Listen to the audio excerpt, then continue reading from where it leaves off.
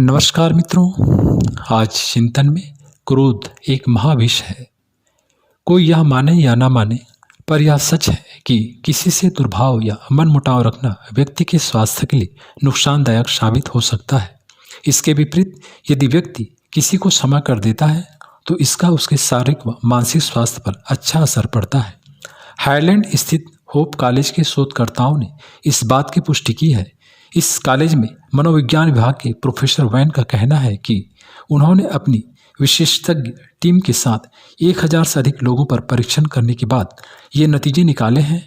Professor van के अनुसार जिन लोगों ने किसी के प्रति अपने दिल में भरी हुई नकारात्मक भावनाओं को निकाल दिया तो उनका बढ़ा हुआ रक्तचाप दवाई के सेवन के बगैर ही स्वतः कम हो गया।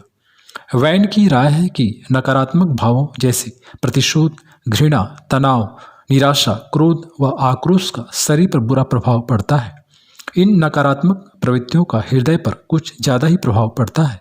वैन का कहना है कि उच्च रक्तचाप के रोगियों को किसी के प्रति बैर भाव नहीं रखना चाहिए और गुस्सा करने से बचना चाहिए।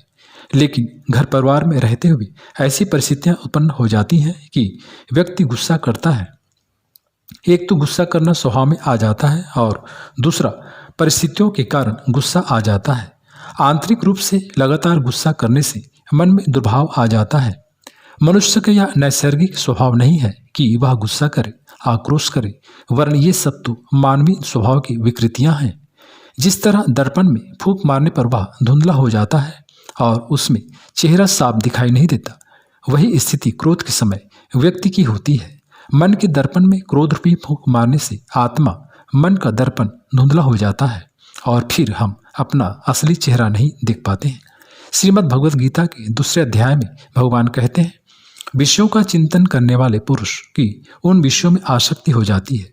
आसक्ति से उन विषयों की कामना उत्पन्न होती है और कामना में विघ्न पड़ने से क्रोध उत्पन्न होता है।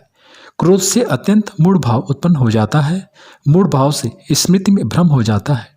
स्मृति में भ्रम हो जाने से बुद्धि अर्थात ज्ञान शक्ति का नाश हो जाता है और बुद्धि का नाश हो जाने से यह पुरुष अपनी स्थिति से गिर जाता है। जिस तरह पानी को जब गर्म किया जाता है तो थोड़ी देर में वह तेज गर्म होकर उबलने लगता है, ठीक उसी तरह क्रोध में व्यक्ति गर्म होकर उबलता है। जिस तरह पानी के उबलने पर भाप पानी में बदलता जाता है, ठीक उसी तरह व्यक्ति की ऊर्जा भी क्रोध के समय सर्वाधिक मात्रा में व्यय होती है। क्रोध के समय व्यक्ति की मनस्थिति ही इस तरह की हो जाती है कि वह कुछ सोच समझ नहीं पाता और असंतुलित व्यवहार करने लगता है। उस समय व्यक्ति की स्थिति कुछ क्षणों के लिए एक विक्षिप्त मनोरोगी की तरह हो जाती है। ऐसी स्थिति में उसकी सही सोचने व समझने की क्षमता प्रभावित हो जाती है और वह विवेकपूर्ण निर्णय लेने की स्थिति में नहीं होता। व्यक्ति की वह मनोस्थिति ही उसके पतित होने में अहम भूमिका निभाती है, क्योंकि अधर्म, पाप, अपराध व व्यभिचार आदि के कारणों में क्रोध का ही हाथ होता है। क्रोध करने पर हित अनहित में, शुभ अशुभ में, शांति अशांति में, हिंसा अहिंसा में, परमार्थ स्वार्थ में, विनम्रता अहंकार में, शक्ति विध्वंस में और भाईचारा टकराव में बदल जाता है। क्रोध एक ऐसा विष है जो मनुष्य के चिंतन और व्यक्तित्व को विषाक्तता में बदल देता है। क्रोध एक ऐसे विकार के रूप में है जो कई तरह की बीमारियों को जन्म देता है। चिकित्सकों के अनुसार कैंसर, उच्च रक्तचाप, सिर दर्द और मानसिक रोगों की एक मुख्य वजह क्रोध ही है। मनुष्य की जितने भी मनोविकार हैं उनमें क्रोध प्रमुख है, जिससे हर हालत में बचने की सलाह दी जाती है। यह एक ऐसा मनोविकार है जो बुद्धि, विवेक और भावना सबको नष्ट कर देता है। क्रोध का पहला प्रहार विवेक पर व दूसरा प्रहार होश पर होता है।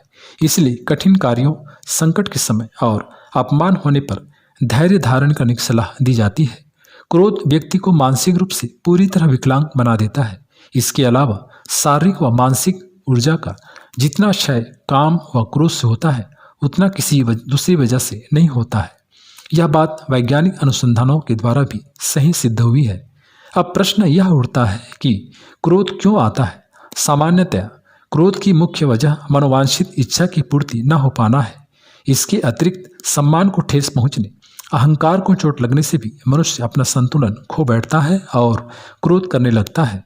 यदि क्रोध पर नियंत्रण पाना है तो हमें अपनी समझ को इतना परिपक्व कर लेना चाहिए कि वह क्रोध के आवेश में न आ सके, और ऐसा मात्र आत्मनियंत्रण द्वारा ही संभव है।